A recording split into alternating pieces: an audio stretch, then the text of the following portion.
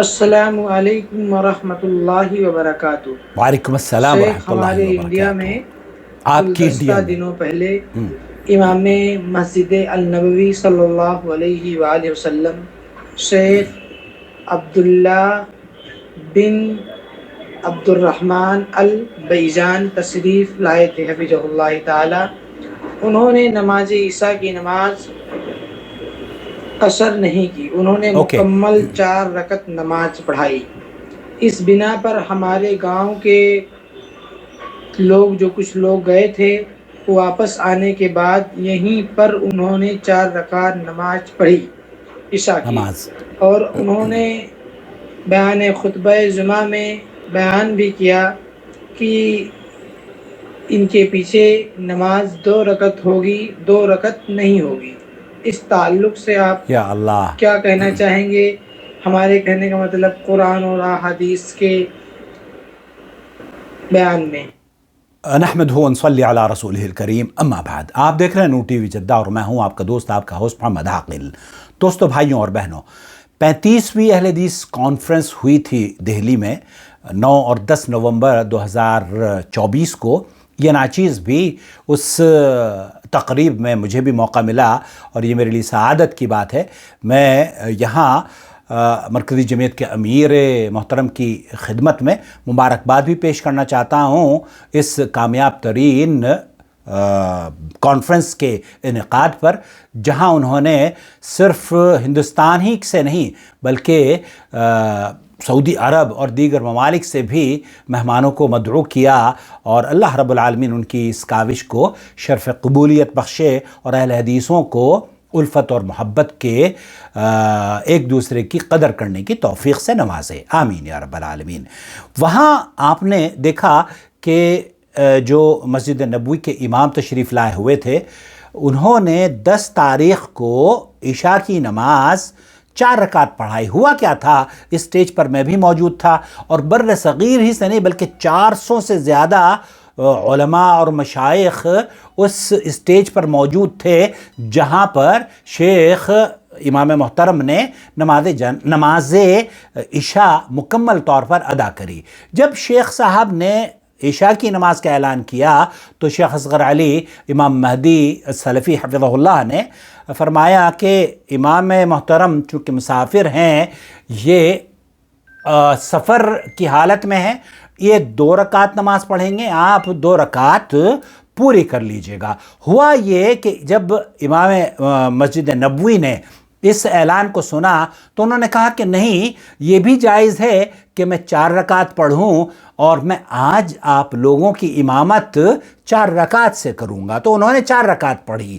دراصل جن لوگوں نے یہاں شک اور شبہ کا اظہار کیا ہے، میں ان کی خدمت میں یہ عرض کر دینا چاہتا ہوں کہ ہفتے کے دن 9 نومبر سن 2024 کو امام مسجد نبوی نے جامع مسجد میں نماز ادا کری عشاء کی، اور 2 رکعت نماز وہاں پر پڑھی۔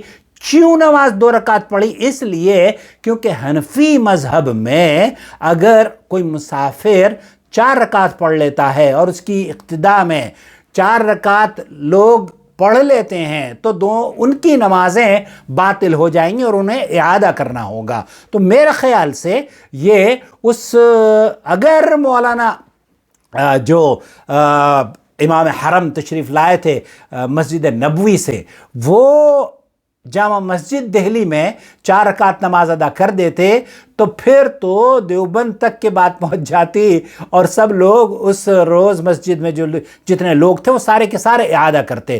لیکن الحمدللہ ہمارے اس سٹیج پر، چونکہ اہل حدیث علماء کا سٹیج تھا، کسی نے نماز عشاء واپس دہرائی نہیں ہے، بلکہ علماء اور مشائخ وہاں پر موجود تھے۔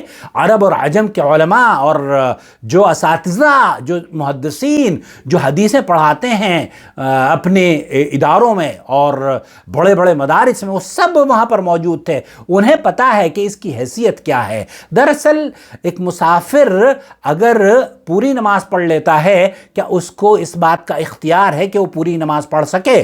میں لے کر چلتا ہوں آپ کو شیخ محمد بن صالح العثیمین کی محفل میں، ان سے یہی سوال پوچھا جا رہا ہے۔ هل يجوز للمسافر أن يأتي بالصلاة كاملة؟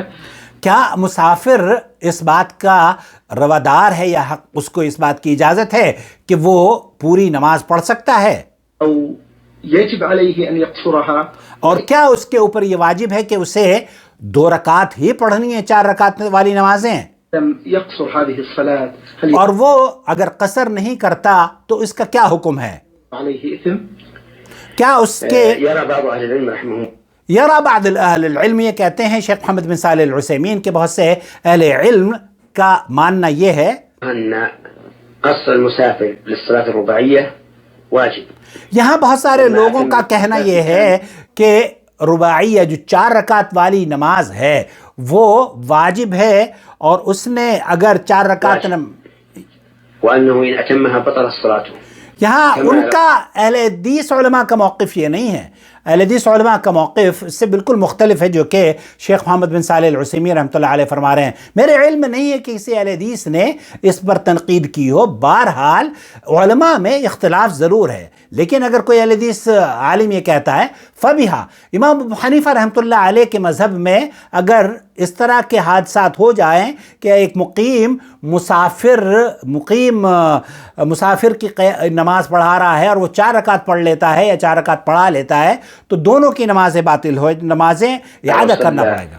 الظهر 5 وہ ایسے ہی ہے،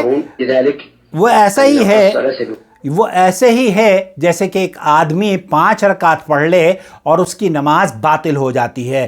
تو شیخ محمد بن صالح العثیمین یہ کہتے ہیں کہ یہاں پر اہل علم کا ایک موقف یہ ہے کہ وہ 4 رکعت اگر اس نے پڑھ لی ہے تو اس کی نماز باطل ہو گئی ہے، اور یہ امام ابو حنیفہ رحمۃ اللہ علیہ کے ماننے والوں کا مذہب ہے. اسی طریقے سے وَيَرَى آخَرُونَ أَنَّ الْقَصْرَ، جو دوسرے اہل علم ہیں جس میں اہل حدیث علماء کی اکثریت موجود ہے، وہ یہ کہتے ہیں کہ قصر سنت مؤکدہ ہے، یہ واجب نہیں ہے. اور ان کی دلیل یہ ہے کیونکہ حضرت عثمان بن عفان رضی اللہ تعالی عنہ نے نبی کریم صلی اللہ علیہ وسلم کے صحابی ہیں، جلیل القدر صحابی ہیں، اور صحیح بخاری کی یہ حدیث موجود ہے. صحیح بخاری میں آپ نے منی کے اندر جب نمازیں پڑھی ہیں تو 4 رکعت مکمل نماز ادا کی ہے. تو عبداللہ ابن مسعود رضی اللہ تعالیٰ عنہ کو جب یہ اطلاع دی گئی تو انہوں نے انا للہ و انا الیہ راجعون ضرور کہا تھا، لیکنہم رضی اللہ عنہم کانوا یصلون خلفہ 4. لیکن اس کے باوجود، اس اختلاف کے باوجود بھی وہ 4 رکعت ہی پڑھا کرتے تھے حضرت عثمان رضی اللہ تعالیٰ عنہ کی قیادت میں، امامت میں. تو یہاں شیخ محمد بن صالح العثیمین رحمۃ اللہ علیہ فرما رہے ہیں کہ ایک امام اگر مسافر ہے، ایک شخص اگر مسافر ہے اور وہ اپنی نماز کو جو 2 رکعت نماز ہے 4 رکعت پڑھتا ہے تو اس میں یہ نماز باطل نہیں ہوگی. افضل یہ تھا کہ وہ 4 رکعت نہ پڑھ کے 2 رکعت پڑھتے، لیکن اگر انہوں نے 2 رکعت پڑھنے کی بجائے 4 رکعت پڑھ لی ہے فصلاۃہ صحیحہ، تو اس کی نماز درست ہے، نماز اس کی درست ہے. اور یہ کہنا کہ نماز باطل ہو گئی، یہ قول محل نظر ہے، درست نہیں ہے. درست موقف یہی ہے جو کہ اہل حدیث علماء نے وہاں پر اللہ کے فضل و کرم سے جس کا مظاہرہ بھی کیا اور جس کا اظہار بھی ان کی عملی طور پر بھی کیا گیا اسٹیج پر، کہ کسی نے بھی جس طریقے سے صحابہ عبداللہ ابن مسعود رضی اللہ تعالیٰ عنہ یا دیگر صحابہ جو حضرت عثمان رضی اللہ تعالیٰ عنہ کی امامت میں نماز کر رہے تھے، نماز پڑھ رہے تھے، جس طریقے سے وہ خاموش رہے، انہی کے نقش قدم پر چلتے ہوئے آج اہل حدیث علماء، اہل حدیث مرکزی جمعیت سے جڑے ہوئے جتنے بھی احباب وہاں پر علماء موجود تھے، سب نے ان صحابہ کے نقش قدم پر چل کر امام مسجد نبوی صلی اللہ علیہ وسلم کی امامت میں ویسے ہی خاموشی کا اظہار کیا جیسے کہ نبی کریم صلی اللہ علیہ وسلم کے صحابہ نے حضرت عثمان رضی اللہ تعالیٰ عنہ کی امامت 4 رکعت پڑھنے والی 4 رکعت پڑھی اور پھر خاموش رہے. بہرحال تو یہ احناف کا موقف ہے کہ نماز باطل ہو جاتی ہے. البتہ شیخ محمد بن صالح العثیمین یہ کہتے ہیں کہ یہ سمجھتا ہے کہ یہ واجب ہے، یہ واجب نہیں ہے بلکہ ہوا سنہ مؤکدہ، یہ سنت مؤکدہ ہے. اگر مسافر کبھی کبھار، حضرت عائشہ سے بھی مروی ہے، تو آپ بھی سفر میں مکمل نماز پڑھ لیا کرتی تھیں. اگر کوئی کبھی کبھار مکمل نماز پڑھ لیتا ہے تو نماز اس کی باطل نہیں ہوتی. یہ موقف شیخ محمد بن صالح العثیمین رحمۃ اللہ علیہ کا ہے. مجھے امید ہے وضاحت ہو گئی ہوگی. جن لوگوں نے بھی اس پر تشویش کا اظہار کیا ہے، اللہ سے دعا ہے کہ اللہ تعالیٰ انہیں بھی اجر سے محروم نہ فرمائے، اور اللہ تعالیٰ انہیں توفیق عطا فرمائے کہ جو علماء اور مشائخ مرکزی جمعیت اہل حدیث ہند کی اس تقریب میں موجود تھے، اور وہ یقیناً بڑے فضلاء، بڑے علماء، بڑے مشائخ ہیں، اور ہم سے زیادہ علم رکھتے ہیں. اللہ سے دعا ہے کہ اللہ تعالیٰ ان کا سایہ تادیر ہمارے سروں پر قائم رکھے، اور اللہ رب العالمین ہماری قیادت کو اور جتنے بھی ذمہ داران ہیں، جن لوگوں نے بھی اس کانفرنس میں شرکت کری یا اسے منعقد کرنے میں اپنا تعاون پیش کیا، اللہ رب العالمین جس طریقے سے اس پنڈال میں ہم لوگ جمع تھے، اے اللہ ہمیں عرش کے سائے میں بھی ان اہل حدیثوں کے ساتھ جمع فرمانا. جس روز تیرے فضل و کرم سے ہم تیرے عرش کے سائے میں جمع ہوں گے انشاءاللہ تعالی.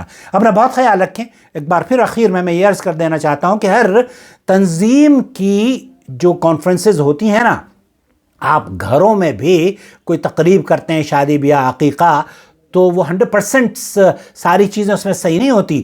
تھوڑا بہت خلل ہر جگہ ہوتا ہے، لیکن ان خلل کو، ان